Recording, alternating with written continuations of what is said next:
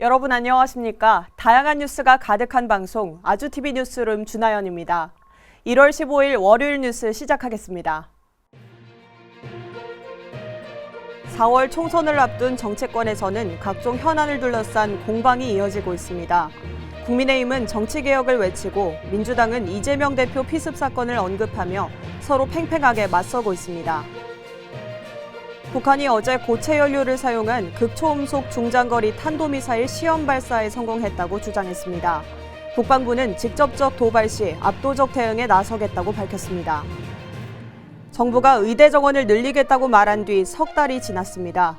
하지만 관련한 공식 발표는 설 이후에나 가능할 것이라는 전망이 나오고 있습니다. 당분간 고물가와 고금리가 계속될 전망입니다. 소비가 위축되자 마트와 편의점들은 초저가 전략을 내세우고 있습니다.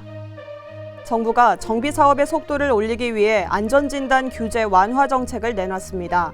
하지만 시장의 반응은 미미한데요. 사업성이 떨어지기 때문이라는 비판이 나오고 있습니다.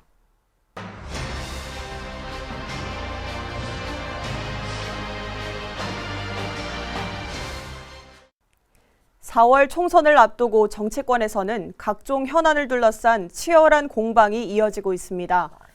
국민의힘은 정치개혁을 내세우며 민주당과의 차별화를 시도하고 있고 민주당은 이재명 대표 피습 사건을 고리로 이에 맞서고 있습니다. 국민의힘 한동훈 비상대책위원장은 오늘 최고위원회의에서 현역 의원 불체포 특권을 포기하고 금고형 이상자의 세비 반납을 수용하라고 민주당에 촉구했습니다. 이는 이재명 대표의 사법 리스크를 근거로 당의 차별화를 시도하는 것으로 풀이됩니다. 또 한 위원장은 현근택 민주당 민주연구원 부원장의 성희롱성 발언과 이후 피해자와 합의했는지에 대해서도 민주당을 비판했습니다. 그러면서 이 같은 사안이 여당에서 일어난다면 공관위원회는 재고하지 않을 것이라며 국민의힘이 민주당보다 더 진보적이라고 본다고 밝혔습니다. 민주당은 이재명 대표 피습 사건을 고리로 이에 팽팽하게 맞서고 있습니다.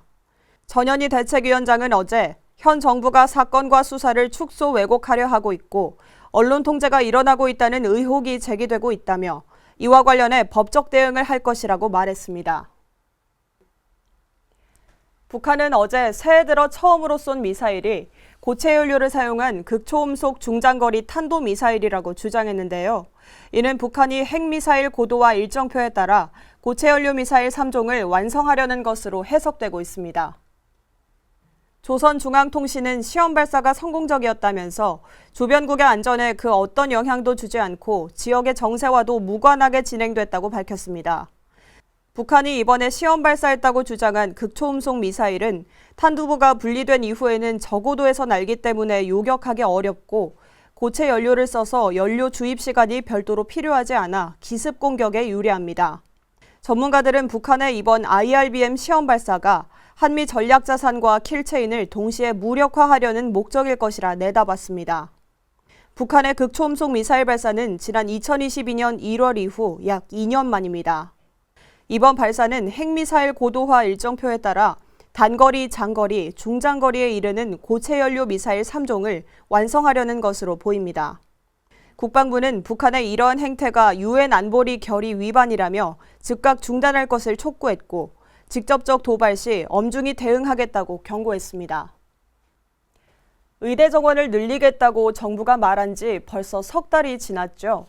관련한 공식 발표는 올해 설 이후에나 나올 것으로 보이는데 정원을 얼마나 늘릴 수 있을지에도 관심이 쏠리고 있습니다.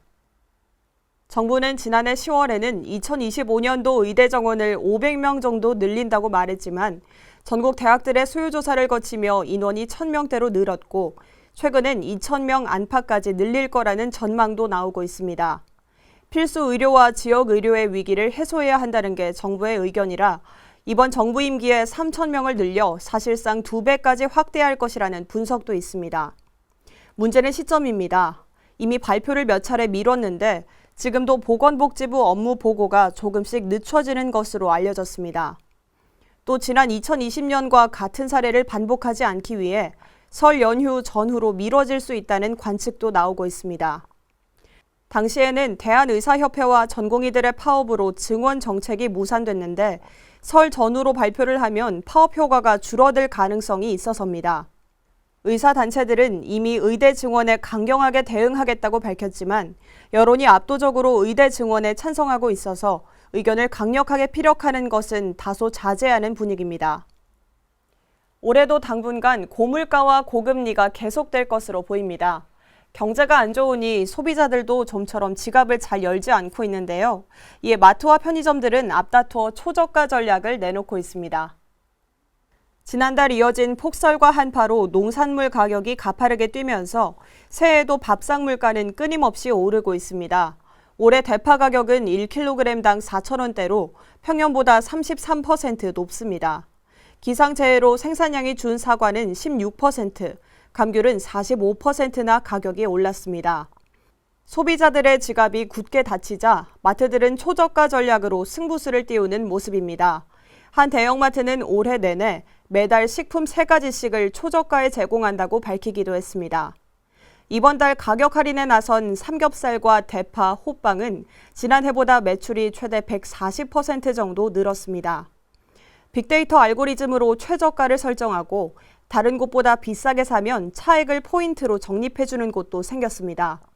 편의점들도 가격이 정상가보다 싼 자체 브랜드 PB 상품을 내세워 물가 안정에 기여하겠다는 뜻을 내비치고 있습니다. 당분간 물가가 안정될 때까지는 이처럼 마트와 편의점들의 초저가 경쟁이 이어질 전망입니다. 정부가 향후 주택 공급 부족이 예상되자 정비사업의 속도를 올리기 위해 안전진단 규제 완화 정책을 제시했습니다. 하지만 시장의 반응은 미온적인데요. 최근 재건축 시장에서는 안전진단이 아니라 사업성이 떨어지는 것이 문제라는 비판이 나옵니다. 재건축을 추진하는 단지만 40곳이 넘어 서울시에서 안전진단 완화 규제 수혜를 가장 많이 보게 될 노원구. 안전진단을 사업 시행인가 전까지만 받으면 되게 하겠다고 했지만 시장 반응은 그리 긍정적이지 않습니다.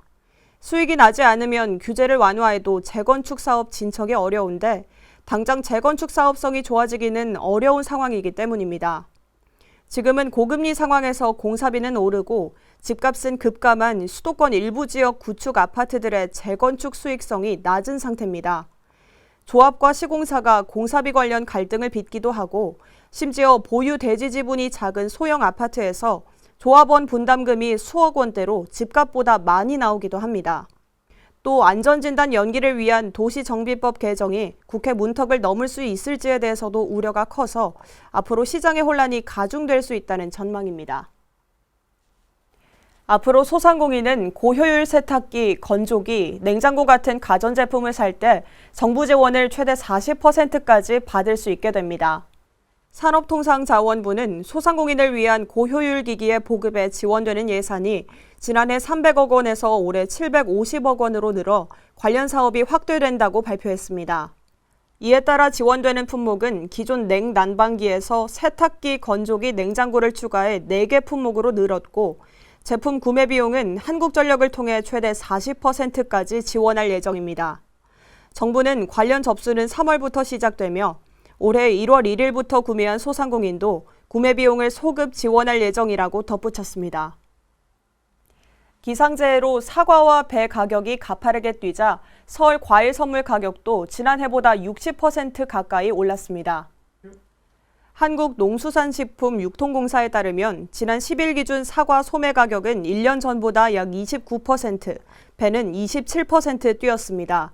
이렇게 가격이 오른 건 이상기후와 태풍 등으로 지난해 생산량이 30% 안팎으로 줄었기 때문입니다.